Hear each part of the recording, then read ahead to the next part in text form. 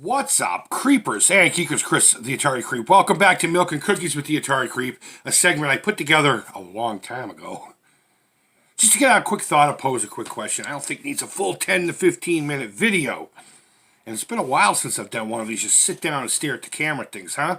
Have you missed this ugly fucking face? I know I haven't. So, either way, guys, I hope you're doing well. This morning while I was waking up and having my coffee, I was watching the latest Brian's Man Cave video where he played Pac-Man for the Atari 8-bit for the first time. Great video. Go ahead and check it out. If I think about it, I'll put the link down below. And I made my comment, my typical, hey, great game, blah, blah, blah, good video, whatever. But I noticed the individual who posted before me, who commented before me, said something real simple to the tune of, I guess that's one way to play it.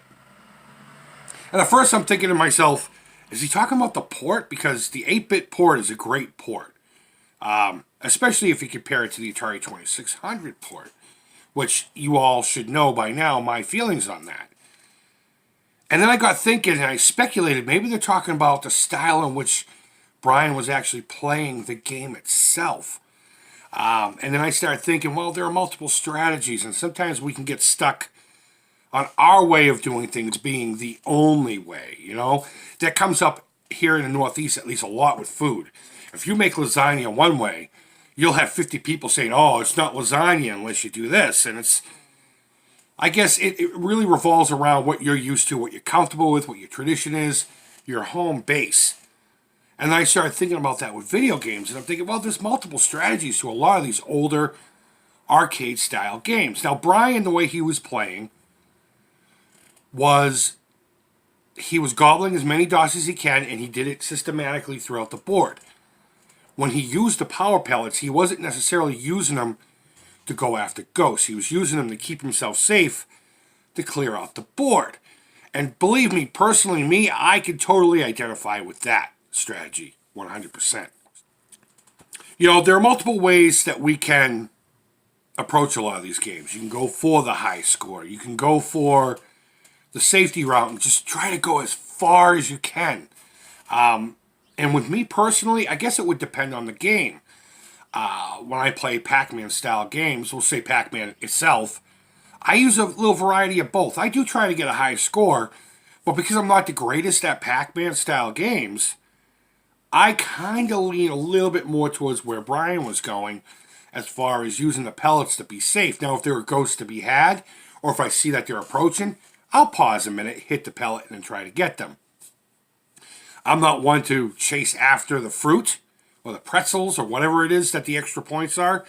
If it's convenient, of course, I'll go for it. So in a lot of games, I'm more of a just try to go as far as you can. I got to the 5th board today. Let's see if I can't get to the 6th, 7th, or 8th tomorrow kind of situation.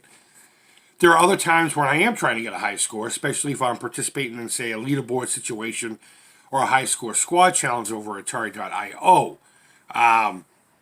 But I guess it's a mixed bag and it really would depend on the game. Now, the reason I'm even talking about this is because I know this is something personal for everyone. And like I had already mentioned, your home base is the right way to do it. And that's fine. I totally get that. Because I have my right ways. But I also understand that there's a guy making 31 flavors for a reason. We can't all be into or like the same thing. So I guess my question to you is what is more your style? Do you mix it up like me depending on the situation? Or are you, I just want to see how far I can go? Or are you actually really into that high score? Do you really aspire to get those patches from Activision, even though they're not giving them out now?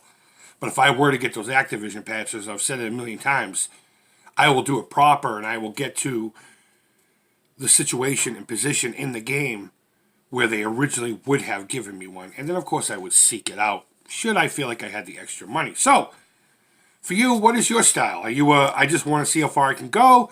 Are you I need that high score so I can brag to all my buddies? Or a little mixture of both? And that's really all I had for you guys. It's been a while since I've done one of these, and it feels good.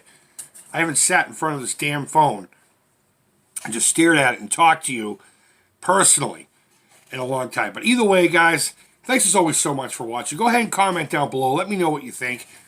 Leave feedback, thumbs up, thumbs down. All feedback to the Creep is positive. Until next time, take care, creep it real, hope you're doing well, and bye-bye. This Name That Riff is going to be a little more obscure. I'm just curious to how many people may or may not even know this band or the song.